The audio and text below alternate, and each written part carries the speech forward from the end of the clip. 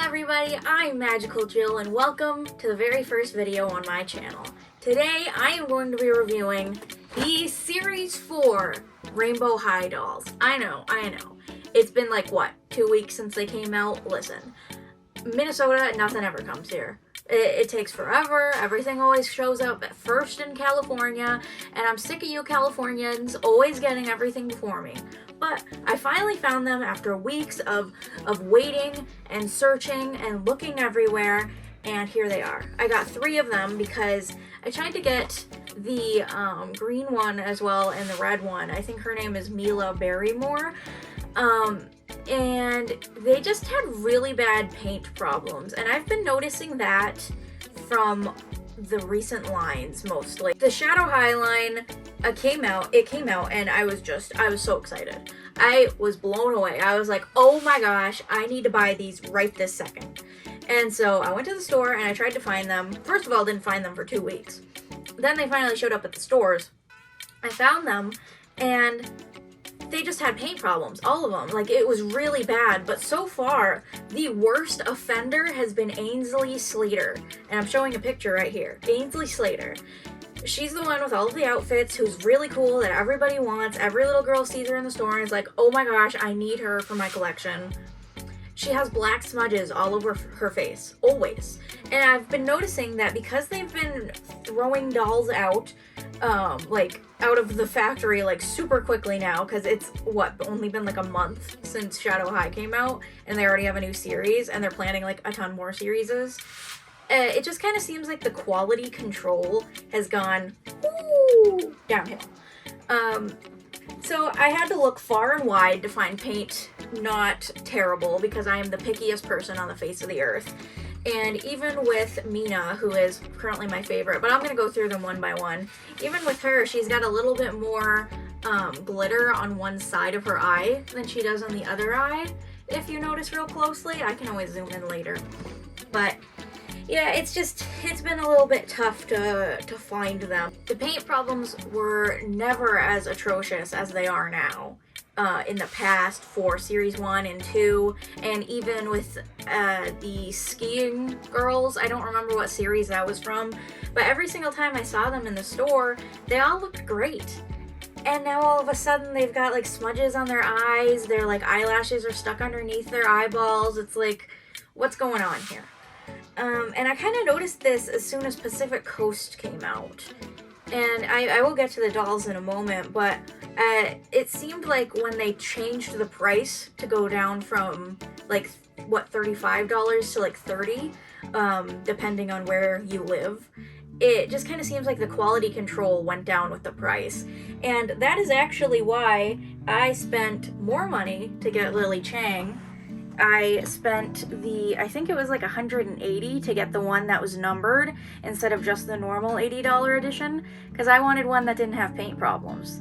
And look at her, she's gorgeous. I love her. She's one of my favorite dolls of all time. Also one of the most expensive, but not nearly as expensive as Draculaura over there. She likes to fall off her stand, which is another complaint I have with Rainbow High, is their stands are kind of crap. They never stay in, ever, and then my poor Lily Chang just gets thrown on the floor like chopped liver.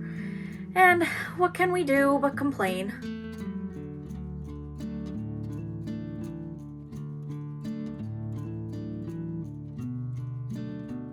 So this video isn't just going to be me complaining about my grievances with Rainbow High, because at the end of the day, it's one of my favorite doll lines that have ever come out, ever. They're very up there with Barbie for me. I love Barbie. I have an entire collection. But first today, we're going to be talking about my girl, Lila Yamamoto. She is so pretty, and I have so much to say about her. So, first of all, I noticed that her name is Lila, and she's very lilac colored, which I thought was fun. It was kind of like a play on her name. I've noticed that they do that a lot.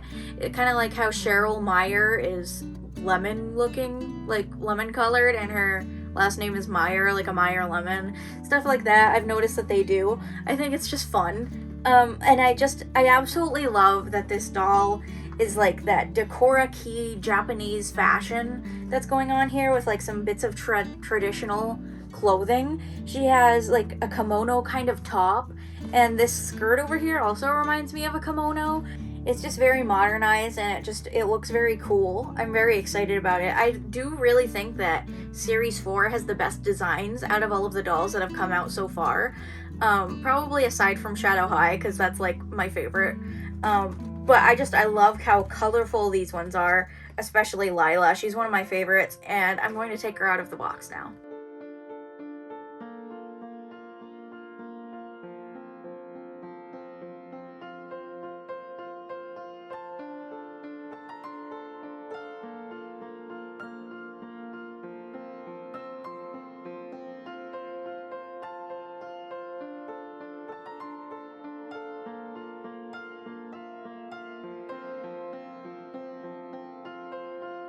So, I finally got her out of the box. Not that hard since I'm a pro, obviously. I buy too many dolls. And close up, these details are just so awesome. But so far she has clogs that are just like so cute. One of them is like a little rainbow pin that says like a Japanese word on it. I'm not sure what it says because I'm not Japanese, but you know. And it's got like a cute little smiley face pin on it, and the clogs have like little spikes, and they're like platforms. They're really cute. And she's got socks on, which just reminds me of like that kimono-y kind of thing that they do when they wear their kimono sandals and they have their socks on. I'm not like an expert on Japanese fashion, if you can't tell, but I have seen a little bit of it, and I'm just very impressed with like the amount of detail on this doll, including like this little chain thing right here. It is so cute, and she's got really cute Sakura earrings, and she has like the most adorable buns ever, and I really like her bangs. Usually I wash their hair to get the goo out of it that they put in here, because for some reason they put like styling gel in their hair. I'm not gonna wash her hair because I actually think her bangs look really cute this way, and I love the cute little buns that they did on her. She's just like perfect. And I love this little band-aid on her nose. It is very much so like that Decora-key kawaii fashion that you see. I love it. However, I do notice that her joints are a little bit stiffer than the other dolls are. And I noticed that on the Pacific Coast dolls too, because they were made cheaper. See, that's the thing, is I've noticed a little bit of cheap things going on with these dolls, even though they're almost the same price as they were before. And I just kind of think that MGA needs to get it together, because these are some of the most high quality, but at the same time cheap dolls that I have ever seen in my life. Like, look at the high quality details. It feels like the fabric you would assume it would be. You know, like if she was wearing like one of those winter jackets and I felt it, it would feel like winter jacket material. If she was wearing jeans, it would feel like jean material. These dolls are fantastic. They have inset eyes, they have movable limbs, they're posable, they have gorgeous makeup. But for some reason, sometimes the clothes will have rips in them, or you'll get like these seams down here, or they'll be a little stiff and it'll be hard to bend them, and stuff like that, or their hair will be messed up in the box.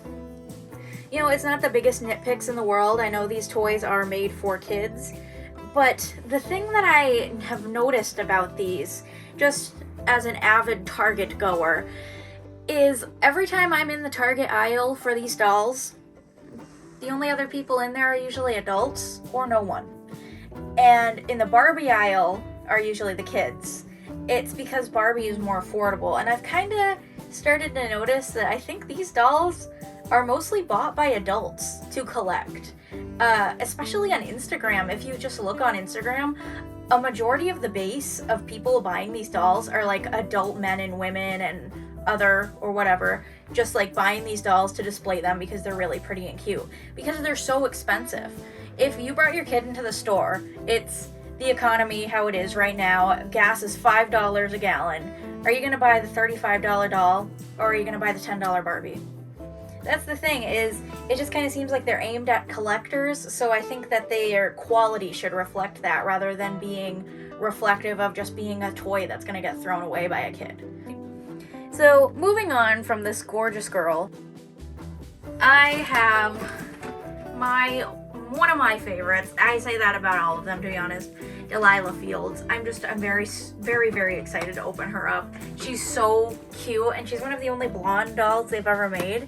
And I've noticed with Meena and Lila, I'm pretty sure this is the second and third Asian dolls that they've ever made, which I'm really excited about because I kind of feel like there's not enough Asian dolls in American stores, because like it always just seems like they're doing like Spanish culture or like, you know, other types of cultures, except ignoring Asian culture, especially like Indian and other stuff like that. So I'm really excited to just find like new cultures that they're just kind of shoving into these stores and like being like, wow, look how awesome they are. Because I think it's really awesome and I just love these different styles.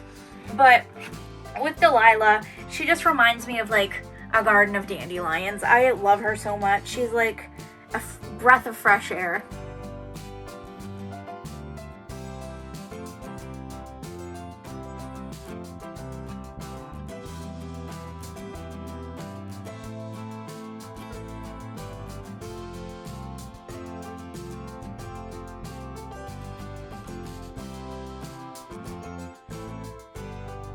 Something I noticed about her outfit is she's got this gorgeous lacing and these cute little sewn on flowers and like these little pockets. I haven't seen this level of detail on a dress in quite a while for like a doll.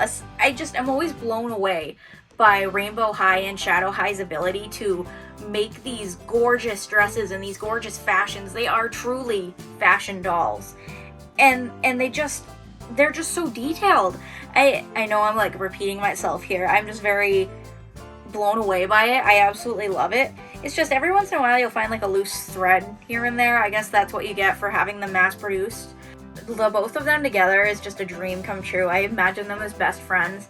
And I just love that Delilah's lips are so vibrant compared to a lot of the other dolls. I mean, even compared to Lily Chang's, she's got such gorgeous, vibrant lips. I just love her, and the combination of blue eyes. She is my dream doll. She's everything I want to be in life.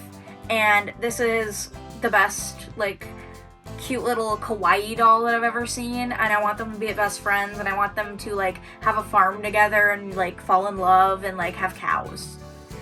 And now for the last doll that I have, this is Meena Fleur.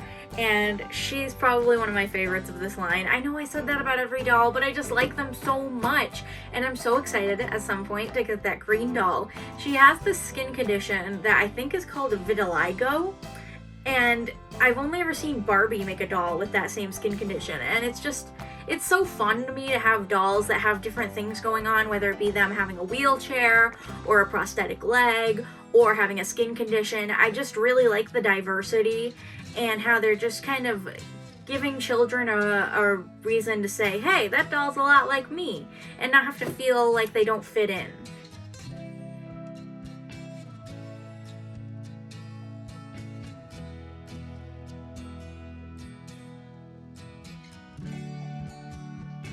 So before I fully get into this other doll, I did want to mention real quick, Delilah has these adorable bee earrings I didn't notice before.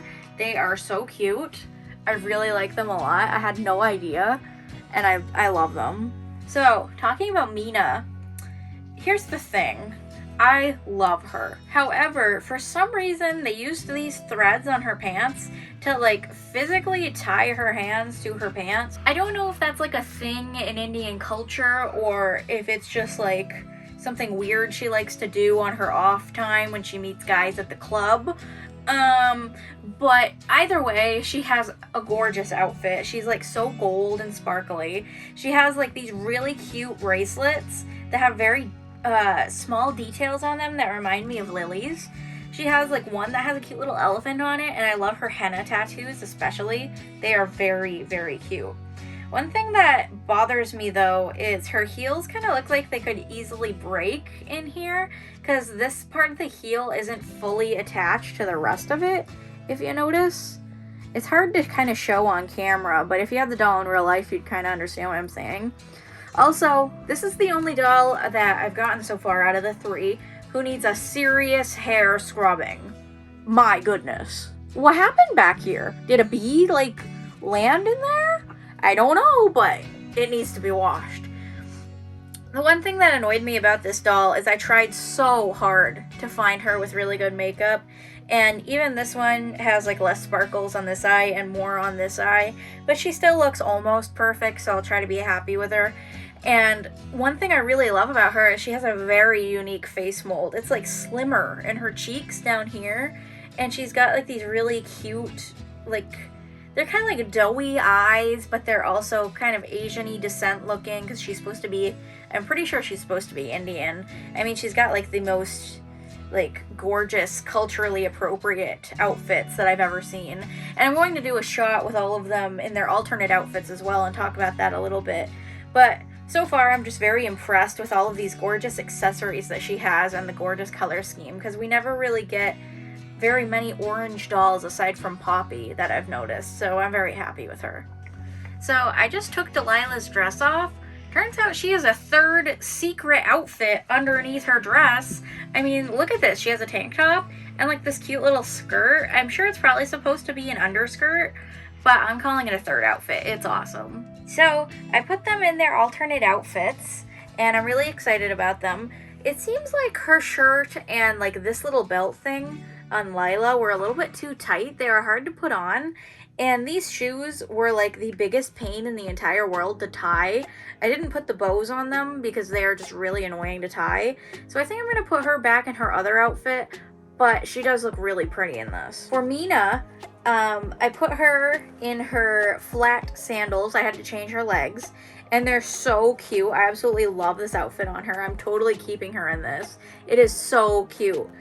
And I just love the flowiness of this skirt and like the crop top. It just works so well on her. And then last but not least, we have Delilah. I really liked that you could put on the belt that came with her dress, but you could put it on her jeans.